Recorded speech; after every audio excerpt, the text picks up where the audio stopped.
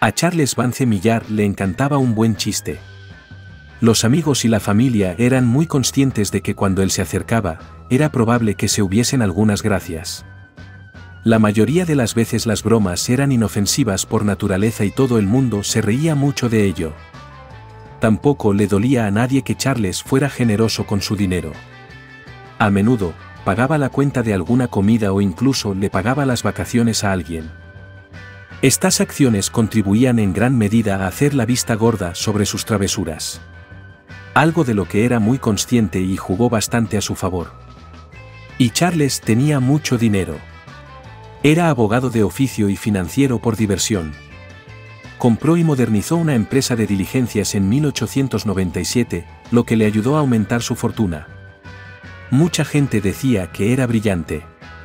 Todo el mundo observó cómo su fortuna continuaba creciendo a niveles que normalmente no se veían en Canadá.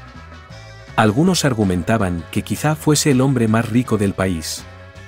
No se casó ni tuvo hijos. Así que, cuando se trató de escribir su testamento, había que tomar decisiones importantes. Si bien la mayoría de sus parientes eran lejanos, esperaban que se les diera la mayor parte de su patrimonio. Él no lo vio de esa manera. Aunque no le importaba gastar su dinero en familiares y amigos, el millonario quería elegir quién recibiría el dinero. Aún así, muchos de sus familiares persistieron y dijeron que el dinero debería ir a ellos. Pero Charles tenía otros planes. Había puntos que marcar y una última ronda de chistes prácticos que jugar. El 31 de octubre de 1926, Charles estaba discutiendo un caso con un colega de su bufete de abogados cuando comenzó a sentirse mal. Se derrumbó, su compañero llamó a los servicios de emergencia, pero era demasiado tarde. El millonario había fallecido. Su muerte dio inicio a una carrera loca por el botín de su patrimonio. Había un testamento, pero muchos pensaron que era una broma. De hecho, varios miembros de su familia argumentaron que no había forma de que los planes de sucesión fueran legales y debían ser rechazados, con ellos nombrados como herederos oficiales. Charles parecía saber que la gente pensaría que su voluntad era una broma, así que se encargó de que todos supieran que era real. El párrafo inicial del testamento hará saber que sus últimos deseos eran necesarios e intencionalmente extraños. Este testamento es necesariamente poco común y caprichoso porque no tengo dependientes ni parientes cercanos y no tengo el deber de dejar ninguna propiedad tras mi muerte, y lo que dejo es una prueba de mi locura al reunir y retener más de lo que requerí en mi vida. El juez que supervisaba la herencia dictaminó que el testamento no solo era válido, sino que en su opinión dijo que Charles sabía exactamente lo que estaba haciendo. Todo en el documento era hermético, aunque parecía excéntrico, todo lo que hacía estaba basado en la ley. Esta no fue una buena noticia para la familia de Charles, ni para el propio juez. Resultó que los funcionarios decían que algunos de los puntos en el testamento eran más un comentario social que los últimos deseos de alguien. Para la diversión de aquellos que conocían a Charles, dejó cientos de miles de dólares en acciones en la cervecería OKF a 7 sacerdotes protestantes que respaldaban la prohibición del alcohol. Los herederos argumentaron que su fe no les permitiría aceptar el regalo y que deberían poder cambiarlo por dinero en efectivo. Después de escuchar sus argumentos y revisar el texto del escrito de nuevo, el juez falló en su contra. Los 7 sacerdotes aceptaron las acciones de la cervecería.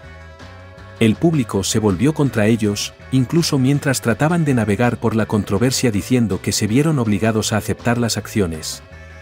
Cada uno las vendió rápidamente y trató de ponerlo detrás de ellos, pero fue en vano. Instigando aún más a los hombres a comprometer su supuesta moral, Charles dejó acciones en el Ontario Hockey Club a 3 hombres que se oponían a las carreras de caballos. 2 de los hombres, el honorable William Ranney y el reverendo Samuel Chaun, también pidieron el dinero en lugar de las acciones. Cuando se les negó, pidieron que sus acciones se dieran a la caridad. El defensor de las carreras de caballos, Abe Urpin, aceptó su parte y se convirtió en un participante activo en las operaciones del club. Luego estaba su casa en Jamaica. Para la diversión de su representante legal, Charles se lo legó a 3 hombres que eran amigos de él. T.P. Galt, J.D.A. Montgomery y James Aberson, se les dio un alquiler de por vida en la casa, pero tenían que residir allí juntos. El problema era que esos hombres se detestaban unos a otros. Algo de lo que Charles era muy consciente y admitió en el testamento que quería ver qué harían los hombres. Con dudas, los herederos acordaron llegar a un acuerdo. Para su sorpresa, cuando trataron de pasar tiempo en la casa, se enteraron de que en realidad no era parte de la finca después de todo. Se había vendido antes de la muerte de su amigo. Y luego está la cláusula más famosa en el testamento de todas.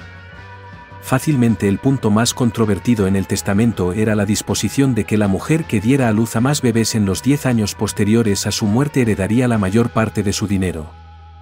Legisladores, abogados y muchos otros denunciaron esto como poco ético e ilegal. Una vez más, se lo llevaron al juez y él lo permitió. Pero los oponentes no terminaron de luchar contra ello. Apelaron y lo llevaron hasta la Corte Suprema de Canadá. Después de mucha deliberación y de revisar el testamento, se determinó que era válido y se le permitió continuar. Algunas de las restricciones impuestas eran que los niños tenían que nacer durante los 10 años posteriores a la muerte de Charles, como se indicaba en el registro. Solo se contarían los niños que nacieran vivos. Y solo contarían los hijos nacidos de padres casados. El caos subsiguiente fue apodado la Gran Carrera de las Cigüeñas y llegó a los titulares en todo el mundo. Muchas mujeres del área de Windsor participaron en el concurso. Cada una quería la creciente fortuna de millar, que recibió un gran impulso de una inversión de $2 en tierras que eventualmente se convertirían en el túnel Detroit-Windsor.